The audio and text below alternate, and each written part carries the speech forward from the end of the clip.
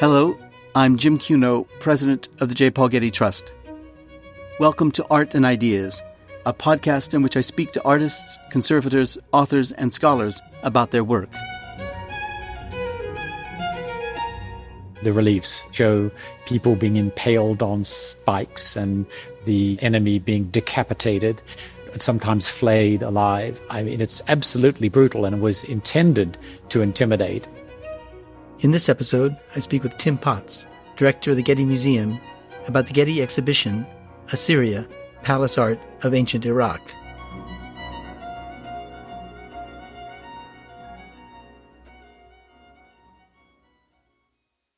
Between the 9th and 7th centuries BCE, when the small kingdom of Assyria in northern Iraq expanded to dominate the area from Iran to Egypt, exquisite and extraordinary relief sculptures were commissioned to decorate the walls of palaces. These reliefs told stories of the power of kings, from Ashurnasirpal II to Ashurbanipal, the last and most powerful Assyrian king, who ruled when the reach and power of Assyria was at its height. The Getty Villa has devoted a gallery to these sculptures, a selection of which are on loan from the British Museum. They have been conserved and presented to the public at the British Museum since their excavation in the middle of the 19th century. I recently spoke with Tim Potts, director of the Getty Museum and a specialist in the art of the ancient Near East, to discuss these sculptures. The Getty Villa has been closed due to the COVID-19 pandemic, so we discussed them remotely, relying on the beautiful reproductions from the book Assyrian Palace Sculptures, published by Getty Publications in association with the British Museum. The exhibition will be on view through August 2022. I look forward to the time when the gallery will be reopened and the public can view these sculptures in person once again. Well, thanks for joining me on this podcast, Tim. Situate the Assyrian Empire for us, chronologically, geographically, and historically. Well, the Assyrians were one of the great cultures and great empires of the ancient world. The culture we're going to be talking about, the Neo-Assyrian period as it's called, it runs from about 900 BC to 600 BC, so around 3 centuries.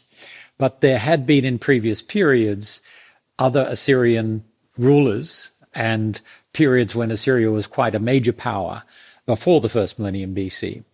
Their heartland is on the Tigris River in northern Iraq, and so the northern part of the twin cultures of Assyria and Babylonia. Babylon is more or less in the middle of modern Iraq, where the Tigris and the Euphrates come closest together. Babylon is on the Euphrates, though, and the Assyrian capitals, the oldest of them was Ashur itself, then Nineveh, and then Khorsabad and Nimrud. These are all on the Tigris, and they're some hundreds of kilometers to the north, into the foothills of the mountains, which then reach up into Turkey and to Armenia. So it borders on parts of Iran and Turkey to its north and Syria to its west. So it's in the part of Iraq which does receive rainfall, and therefore they can have rain-fed agriculture.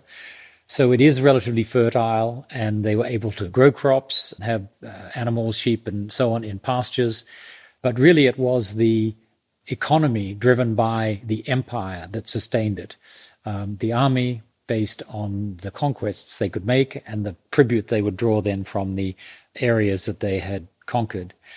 And they were, of course, feared and renowned throughout the ancient world because their army was this extraordinarily effective military machine, which allowed them to conquer in pretty well all directions. Their neighbors to the south, the Babylonians, the Elamites and others in Iran, north into the territories of the Urartians and others in Turkey, and westwards right through Syria and down the Levant, through Lebanon, Palestine, Israel, and so on, right down at times even to Egypt. So it became the greatest empire that had been known by the 7th century BC, and was, because of this, known vaguely to the Greek historians writing some centuries later. It's referenced occasionally also in the Old Testament, in the Bible. So there were glimmers of knowledge about it through the classical and biblical texts, but it was only with the excavation that started in the middle of the 19th century by Layard and others that brought to light the actual physical remains of the great palaces of the Assyrian kings in the late 1840s and 50s That's what really brought this culture alive and made it real to us in the modern period. Now, we talked about the agricultural wealth of the region. It's also known and famous for being a city-state culture. Much is written about the development of cities in ancient Mesopotamia, some of which I gather, like Uruk, may have been populated by as many as 40 to 50,000 people some 5,000 years ago. How do we know so much about these cities, and how did they grow to be so magnificent in scale and size? Basically through archaeology, starting with the excavations in the middle of the 19th century, and they've continued ever since. And they have allowed us to trace really the origins of civilization as we know it, the very earliest cities that have been discovered anywhere in the world, with major architecture, temples and other major public buildings, and forms of early writing and other bureaucratic controls, and structured societies with administrations and so on. These things appear first in Mesopotamia, in the parts of Babylonia that were known as ancient Sumer. The peoples living there were these Sumerians. The most famous of these cities, and in some ways the earliest, was Uruk, which is even referred to in the Bible as Erech, as one of the great cities of antiquity, long before biblical times. But these have been excavated since the late 19th century, and many of the buildings exposed, and the early clay tablets on which the first writings were made. So we do know that this was, as far as we know, the earliest of these great early civilizations, followed soon after by the Egyptians. But it's what gives the region of Mesopotamia and the Fertile Crescent around it the sort of accolade of being the cradle of civilization. What was the basis of their economies and their character, their culture? Well, they were different geographically and economically, and one of the key differences is those regions which relied on rain-fed agriculture, like the Fertile Crescent itself, which includes Assyria in the north. But further south, when you get to Babylonia, where it's totally flat floodplain of the Tigris and Euphrates rivers, all of the ability to live there depends crucially on irrigation agriculture. And indeed, that connects with the whole phenomenon of early urbanism and large settlements taking place, because the theory is that it's only through having sophisticated enough administrative and organizational capabilities that canals that could bring the irrigation, the water, to the fields through irrigation was possible. But in both cases, it was the developed economies and, if you like, political and military capabilities of these societies which allowed them to draw exports from beyond Mesopotamia, where most of the metals, stones, woods, and other raw materials that they needed were. So either they would, through their military capabilities, conquer these regions, or through negotiations, they'd be able to trade with regions beyond Mesopotamia.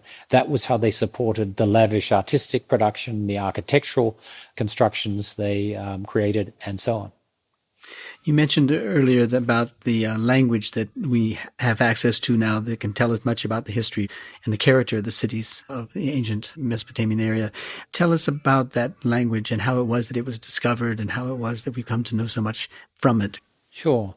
The earliest language we know of in Mesopotamia are written in what we know as Sumerian. It's a language which seems not to be related to any other known language in terms of its grammar and structure. But of course, the Mesopotamians themselves often would do bilingual inscriptions where they give the Sumerian version and then also the Akkadian version. We can now read Sumerian fairly well. That is the predominant language from about 3,500, when we have the very earliest texts that we know of, down to about 2,500 BC. But thereafter, the predominant language is what's known as Akkadian, meaning the language of the people of Akkad. And this is a Semitic language. And there are two major dialects of Akkadian. The northern dialect, which is known as Assyrian, so that's the language that our Assyrians are speaking, and the southern dialect is Babylonian. And it's somewhat debated whether we should consider these separate languages or just different dialects of the same language. But certainly, if you knew Assyrian, you could make yourself understood in Babylonian and vice versa. So these are the languages which predominated in Mesopotamia and much of the Near East for diplomatic purposes, right from 3000 BC or so, right up to the 1st century AD, so a period of over 3,000 years, when the last cuneiform inscription in a Mesopotamian language was written. And the language is tied very much to the script of cuneiform. The two seem to go together. But during the Assyrian period, Aramaic comes on the scene as the major everyday competitor to Assyrian and Babylonian. The cuneiform script developed in Mesopotamia by the Babylonians and Assyrians is not alphabetic. Because the cuneiform script involves signs that are partly syllabic, partly alphabetic for vowels, but many of the signs represent whole words, it's quite a complicated system of writing.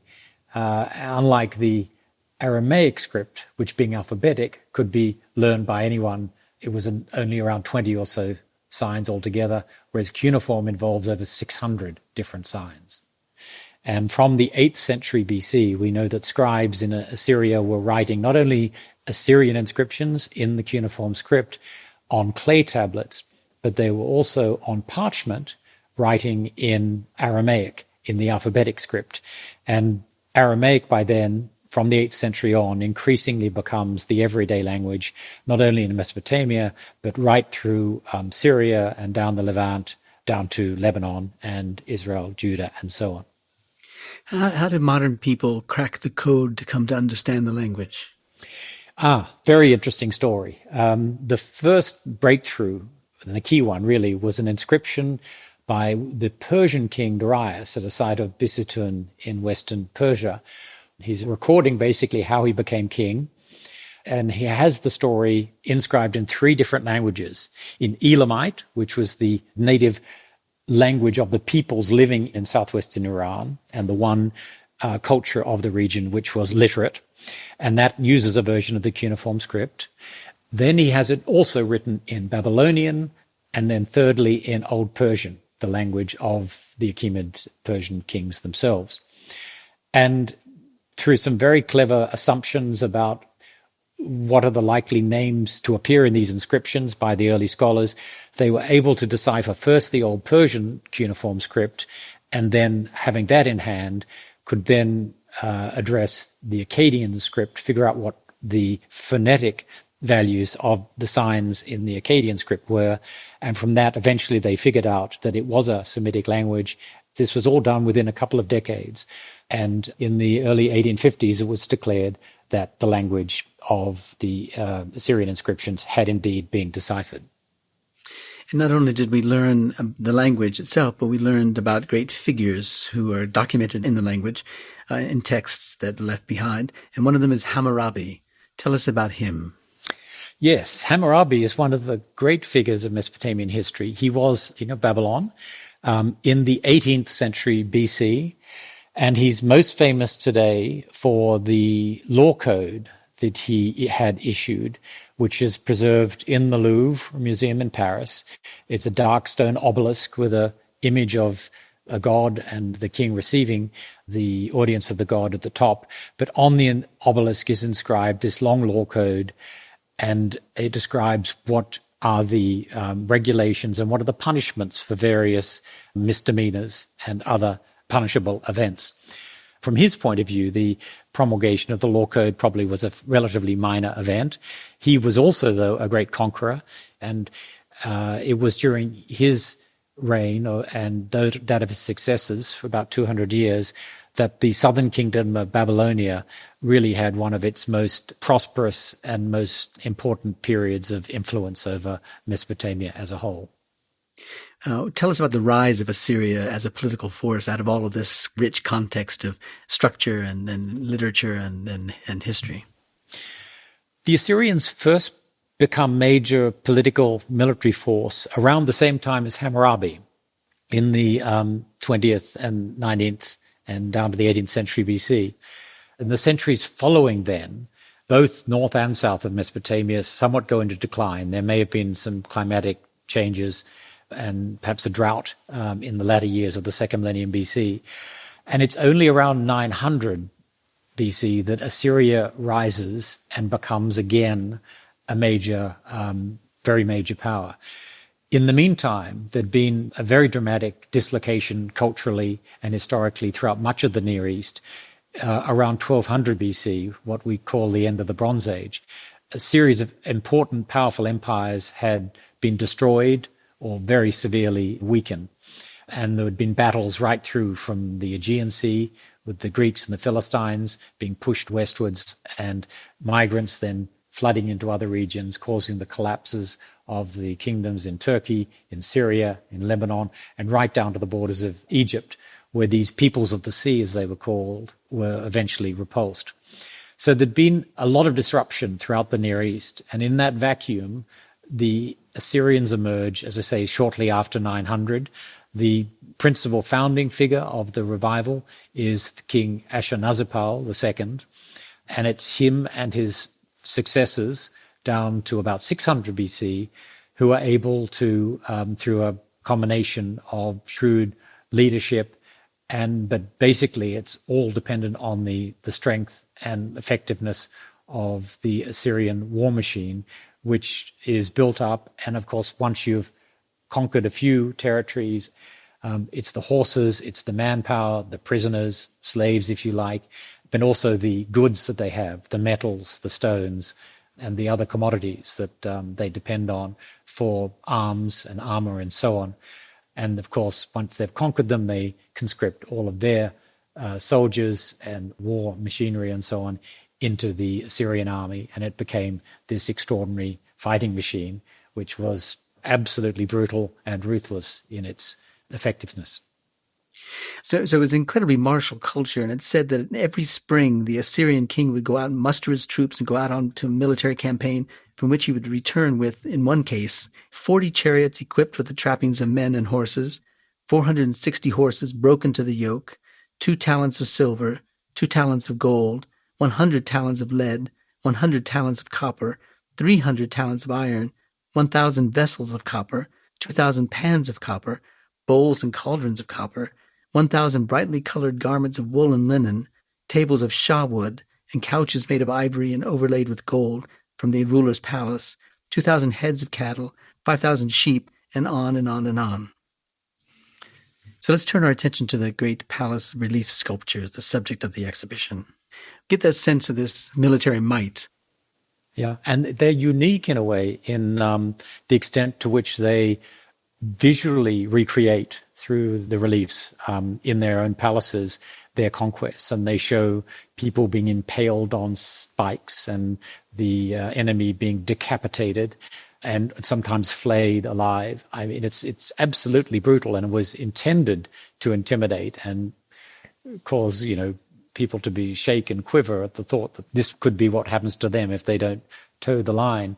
So it was this extremely, as it were, brutal society. Among the Assyrians, particularly at the level of the court, and some of the kings themselves, like Ashurbanipal, who we'll talk about later, were extremely educated, multilingual, highly literate individuals who had vast libraries of literature and scientific, mathematical, medical, and other texts as part of their private libraries. So we do have to qualify our image of the Assyrians with the knowledge that the court life was a very culturally rich and sophisticated experience. In the catalog for the exhibition, there are great images of the battles being waged. And in one case, of course, there's a campaign or a battle being waged between men with weapons and arrows, and they're shooting back and forth from a set of towers around a fortress-like structure.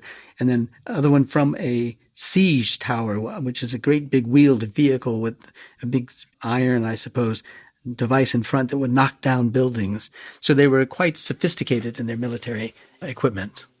Yes, they had siege machines that they'd basically rams, they would run up to the walls trying to dislodge stones so that the walls would begin to collapse, or on the wooden gates that the cities had. So they had sophisticated military equipment, that's for sure.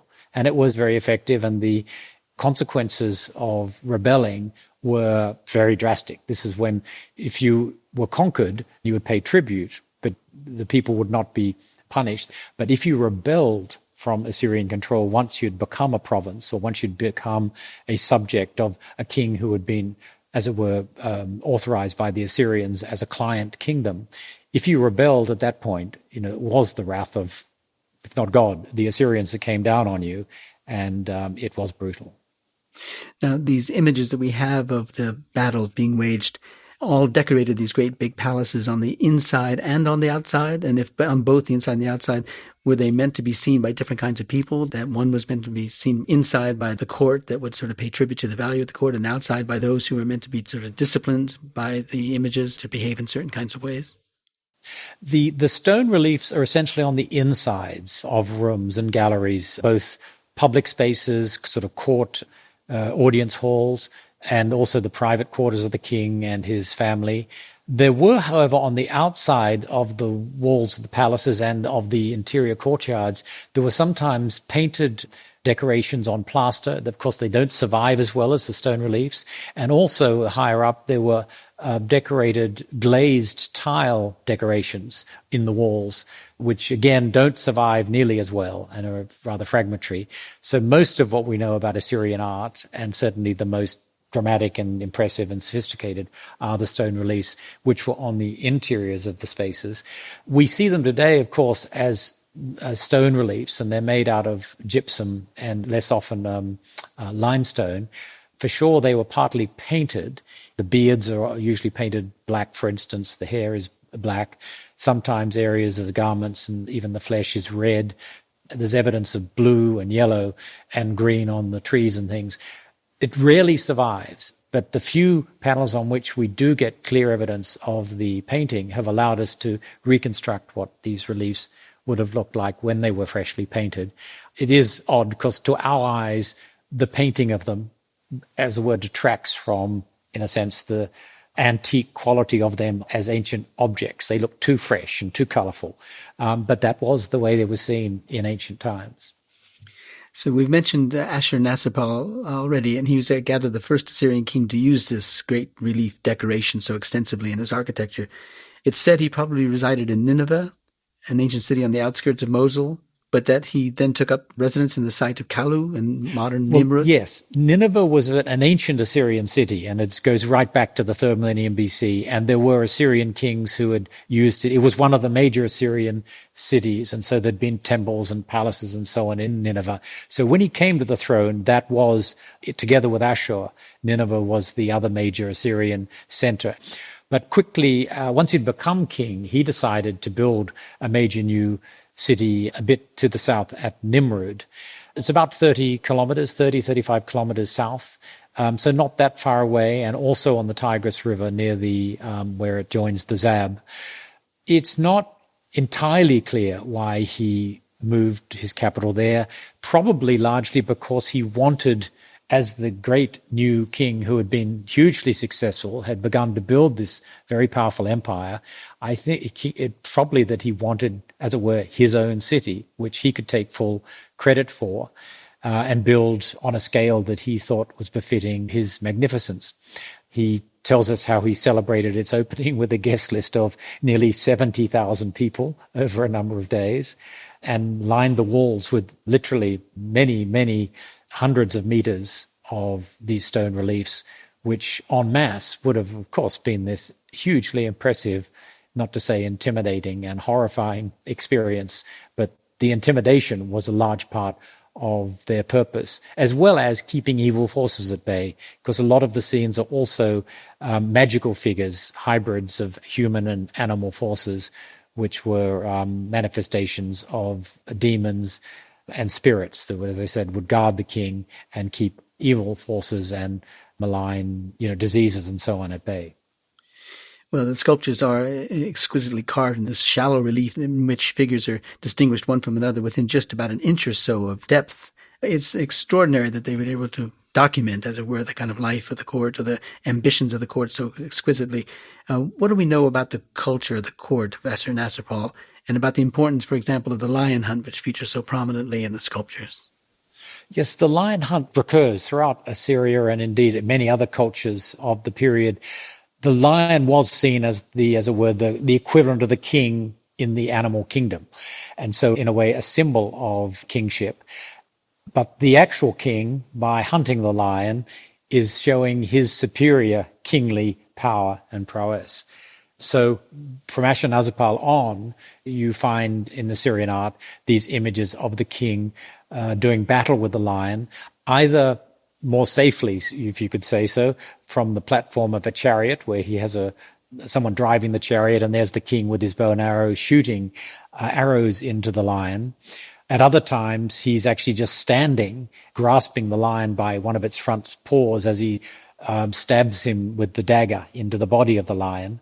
But the hunting of the lions, both in a natural setting, in the real landscape, and also in parks that were created as it were hunting grounds within the city, and we know that there was one of these in Nineveh. This was also something that the Assyrians did. They would perhaps even breed the lions, if not capturing them from the wild, and then release them in these parks where the king would then be able to dispatch them. We see these soldiers and fighters crossing great rolling rivers, and I suppose it's Tigris and Euphrates rivers quite like them because they're substantial in size and in force of power. They've got animal skins that are inflated with air to help keep them buoyant as they swim through the water. We've got fish going through the water. We've got boats in the water. We have horses running through the water. I think this is actually more likely to be part of a description of a stage in the battle. You do get these figures, as you say, they need to get across the river. And it is interesting, though, what I think you're also alluding to is how the Assyrians are so observant in terms of these details of behavior, what people are doing, the dress they have, their hairdos, their facial characteristics. You know, even though they don't rise to the level of what we would think of as portraits, they're very alert to the differences which distinguish peoples of, you know, different backgrounds, cultures, or regions. And we see equally with the animals, and this goes back to the lion hunts, the extraordinary, it does seem like sympathy they have for these poor lions. You know, in the representations, they have 5 or 6 arrows sticking into them. Some are collapsing on the ground or on their backs, and some of them sort of roaring in pain. The attention to, or the sense of pathos in their representations of the animals that the king and his entourage are killing is extraordinary. I think it's the aspect of Assyrian art that does, in a way, balance the rather brutal battle scenes. So in subsequent rulers like Sargon II and his son Sennacherib, we see depictions of hunting on a kind of domestic scale, not just kind of royal or dramatic scale, but hunting animals for food to eat. But we also see them building structures. We see them mounting walls and great fortresses and things. This sense of being able to both document the ambitious activities of a ruler and the daily activities of just hunting and eating and building the walls that one's going to have to use for protection. There's a kind of documentary approach to it, I guess I'm trying to say. Is that common throughout the relief sculptures, or is this unique to Sargon II? You're absolutely right. It's a part of the representation of the king's great works. Conquering foreign nations, bringing the tribute that comes and flows back to Assyria from there, then creating these great palaces and aqueducts and gardens and so on. But I think the other part of it that is so extraordinary is the attention to these details of daily life, of not just what the king's doing or, you know, his generals and the army, but what the people normally behind the scenes are doing. Someone's, you know, captured a rabbit and is carrying it back to cook for dinner. There are these everyday details that you, in a way, wouldn't expect. They don't have, as it were, an ideological reason to be including them, but they do very much add to the sense of reality of what these images are depicting. So who knows if it was the king instructed that he wanted these things to be in the images, or whether that was something that the vizier or someone else might have decided would have a certain effect. We don't really know, of course. We're guessing. But it is remarkable that as well as these hugely ideologically driven representations of conquest and victory and superiority over the animal kingdom, there are these vignettes of everyday life that absolutely bring it to life for us in ways that very few ancient cultures have ever done. So now we get to Ashurbanipal, who's the last great king of Assyria. There's an extraordinary scene in one of the great palace reliefs which show these figures who've been killed, mutilated, their bodies floating in the water, accompanied by the fish that are swimming through their legs and arms and so forth, accompanied on shore by a group of musicians who are playing harps as they're walking along. You get this sense that there's kind of an accompaniment of this kind of military loss of life in the water with this performance of music on land. Tell us about Ashurbanipal and the greatness of his reign. Yeah, Ashurbanipal is the last of the great kings of Assyria. In the 7th century BC, he rules till about 630, and then it's only another 20 years before the empire comes crashing down. And the reliefs you're referring to are from the representation of his conquest of Elam. The Elamites are the nation to the southeast of Assyria in what is now southwestern Iran. And they had been adversaries of the Mesopotamians right throughout history. Sometimes the Babylonians will ally with them against the Assyrians, or the Assyrians will ally with the Babylonians against the Medes or whatever. So there's this triangle of shifting alliances. But at this point, Ashurbanipal is ruling an empire which is all the way from Egypt and up through the Levant and Lebanon, Syria, and then through Assyria and down into Babylon. They've had a number of recent encounters with the Elamites, and at this point Ashurbanipal decides this is enough, and he invades Elam with the intention of destroying the capital city of Susa, which he does effectively. This is the great battle of Tiltuba, a site on the Ulai River, just on the border between modern Iran and Iraq. And it's absolutely graphic detail. These reliefs are large. There are no, as it were, ground lines in them, the way some of the earlier reliefs are split into 2 or even 3 registers on a more or less horizontal ground line. These images are all over with figures. The chaos of battle is represented in a very vivid way, with people stumbling, being beheaded, or being helped along, or whatever. And it is an extraordinary achievement in conceiving how you represent in, essentially a linear visual terms, the chaos of battle and the progression of events from moment to moment. You actually can follow the narrative of the Elamite kings being pursued by the Assyrians. They try to escape on a chariot. They can get thrown out of the chariot. The Assyrians run after them and are able to decapitate both the king and his son. And then the heads get carried back to the king Ashurbanipal, and so on. There are cuneiform inscriptions which actually tell us in captions what's happening at the various points in it. So they're fascinatingly complex but wonderfully rich descriptions of these battles, which normally we only ever have in written annals in other cultures. The reliefs create a sense of movement across the surface, almost as if they're kind of film strip in a way, the sense of dynamic structures. You described it so well. But there also was a library that Ashurbanipal had, and the contents of the library are known, I think. Tell us about that library and what role it played, and what role literature played in the culture. Yeah, the Library of Ashurbanipal is one of the marvels of the ancient world. The British Museum has some 30,000 tablets and fragments of tablets that were recovered by Layard in the 1840s, 50s, and a few after then. So it's the great repository of the Library of Ashurbanipal, which he assembled in the period of his reign, in the middle of the 7th century BC. It was a massive undertaking, and he tells us himself in his inscriptions how he was trained in the scribal arts, how he could read the most obscure Sumerian and other inscriptions. And he's been taught the wisdom of Adapa, one of the great wise people of the Mesopotamian past, and that he can decipher these very obscure omens and mathematical texts, and none of this is beyond him, and he knows all of these languages.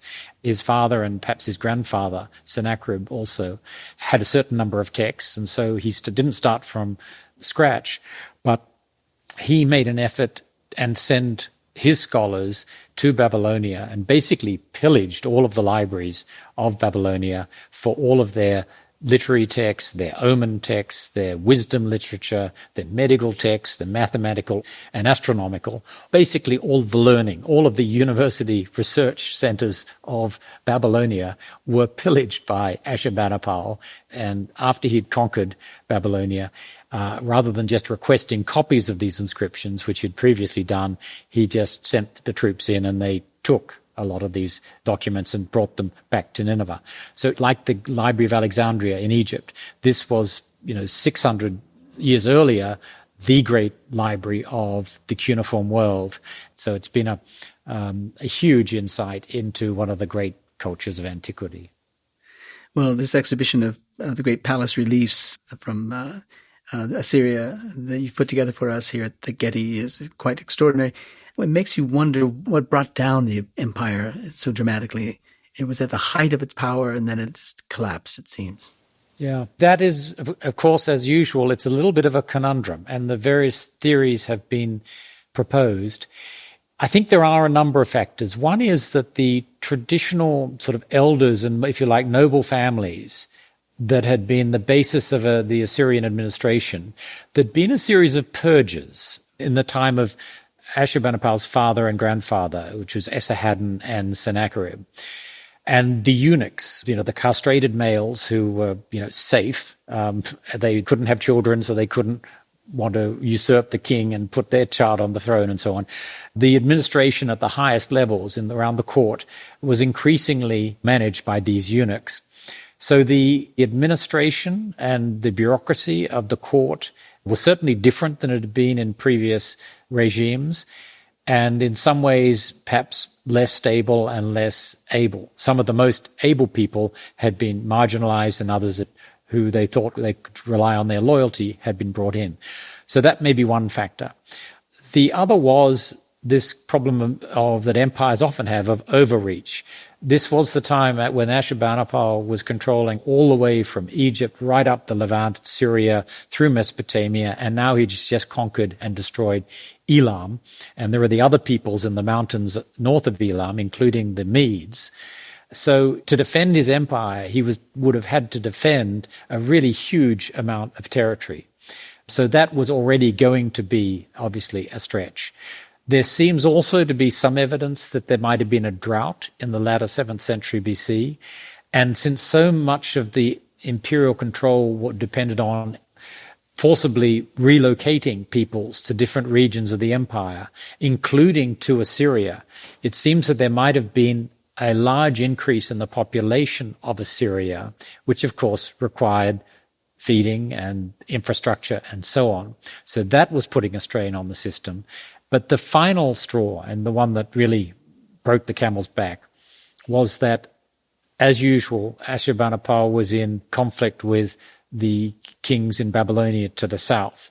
Then a new king comes along, Nabopolassar, who is very dynamic and very successful militarily. So Babylon is resurgent, and they start flexing their muscle against the Assyrians, and importantly, enter an alliance with the Medes. And the Medes are the first great power of ancient Iran, other than the Elamites, to have appeared.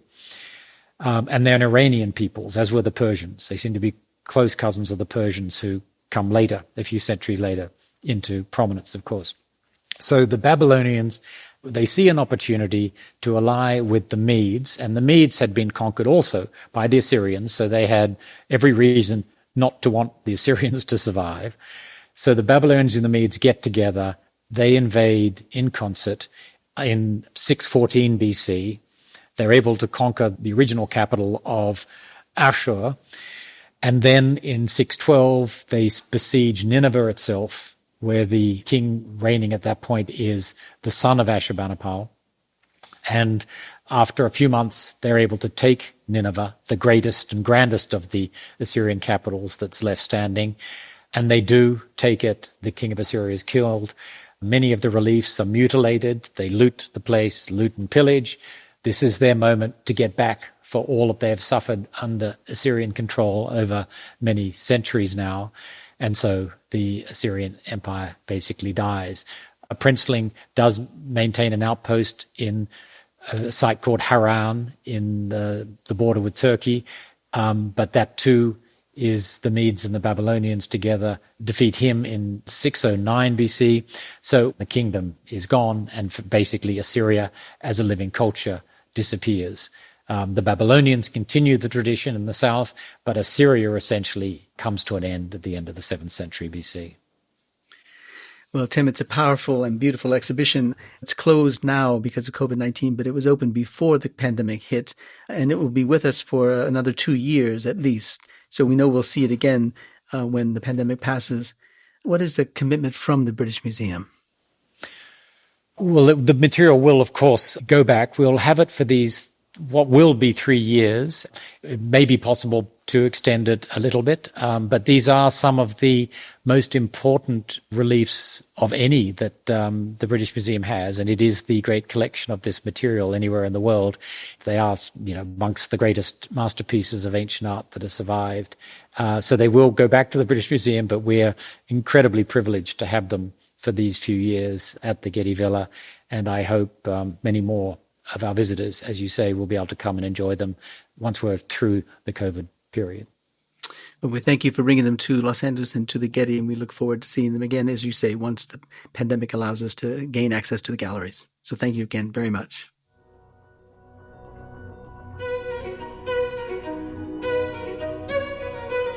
This episode was produced by Zoe Goldman, with audio production by Gideon Brower and mixing by Mike Dodge-Weisskopf.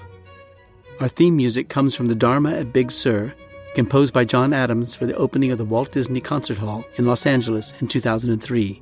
It is licensed with permission from Hendon Music. Look for new episodes of Arts and Ideas every other Wednesday. Subscribe on Apple Podcasts, Spotify, and other podcast platforms. For photos, transcripts, and more resources, visit getty.edu/podcasts, or if you have a question or an idea for an upcoming episode, write to us at podcasts@getty.edu. Thanks for listening.